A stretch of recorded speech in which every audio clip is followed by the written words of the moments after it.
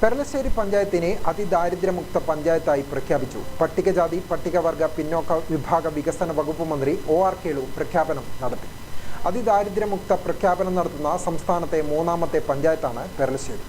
Perlassery AKG സ്മാരക government higher secondary school ഹാളിൽ നടന്ന ഉദ്ഘാടന ചടങ്ങിൽ Perlassery panchayat vice president AV Sheeba അധ്യക്ഷയായി. Perlassery VEO R Rasila report അവതരിപ്പിച്ചു.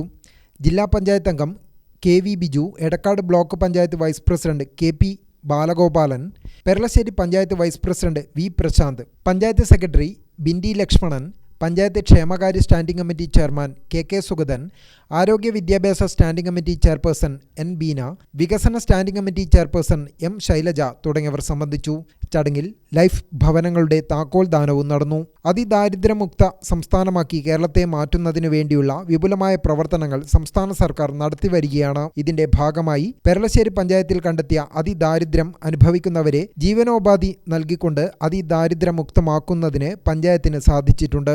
അതിദാരിദ്ര്യമുക്ത പ്രഖ്യാപനം നടത്തുന്ന സംസ്ഥാനത്തെ മൂന്നാമത്തെ പഞ്ചായത്താണ് പെർലശ്ശേരി. ഗ്രാമിക ന്യൂസ്, കൂത്തുപറമ്പ്.